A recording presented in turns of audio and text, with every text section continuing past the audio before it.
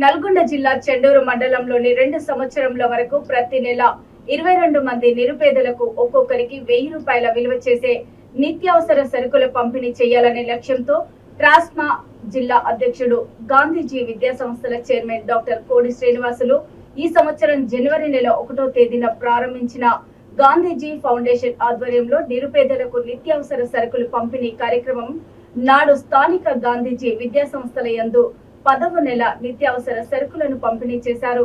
మా జీవితం ఉన్నంత వరకు గాంధీజీ ఫౌండేషన్ ద్వారా నిరుపేదలకు ఉచిత నిత్యావసర సరుకుల పంపిణీ చేయడంతో పాటు మరిన్ని సేవా కార్యక్రమాలు చేస్తూ ఏ ఆసరా లేని నిరుపేదలను ఆదుకోవడమే గాంధీజీ ఫౌండేషన్ ఆశయమని అన్నారు.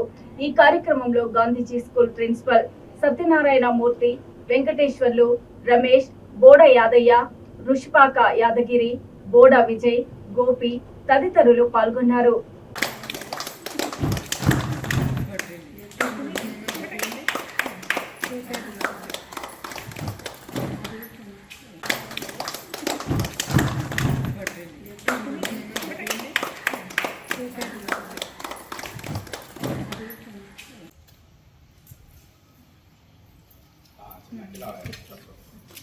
చూడు విజయ్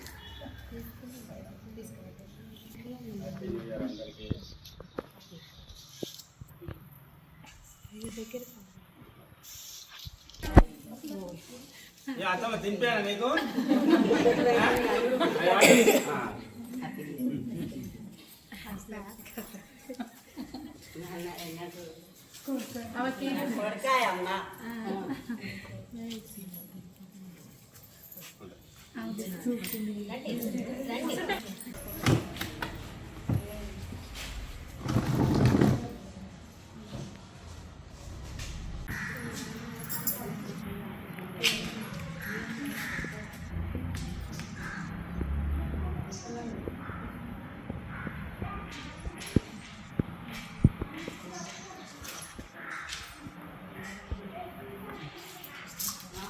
చండూరు మున్సిపాలిటీ ప్రజలకు అందరికీ కూడా నూతన సంవత్సర శుభాకాంక్షలు.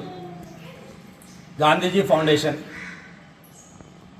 కరెక్ట్ సంవత్సరం రోజు కింద 2024 జనవరి 1వ తేదీన గాంధీజీ ఫౌండేషన్ని ప్రారంభించి 20 మంది నిరుపేదలకు నిత్యావసర సరుకులు పంపిణీ చేశాన ఉద్దేశంతో ప్రతి నెల 1వ తారీఖు 12 నెలలుగా పంచాము. ఇది 13వ నెల.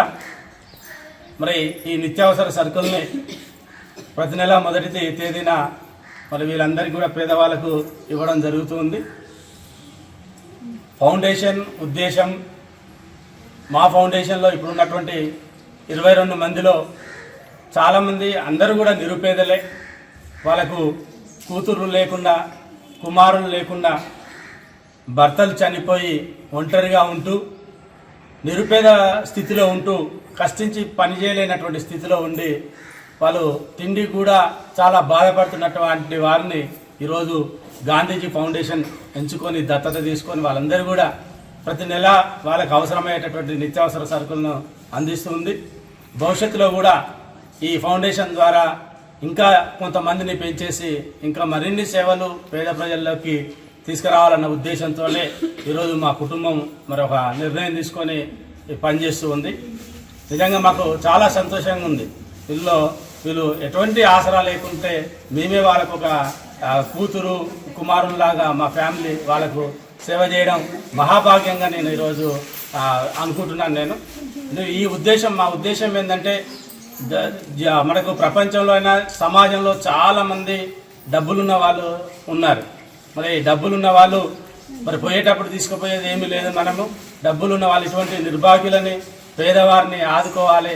ఇటువంటి సేవా కార్యక్రమాలు చాలామంది చేయాలన్న ఉద్దేశంతో ఈరోజు మేము ప్రజలలోకి రావడం జరిగింది. మమ్మల్ని చూసైనా సమాజంలో ఉన్నత వర్గం వాళ్ళు ఇటువంటి అభాగ్యుల్ని మనం ఆదుకోవాలని చెప్పేసి ఈ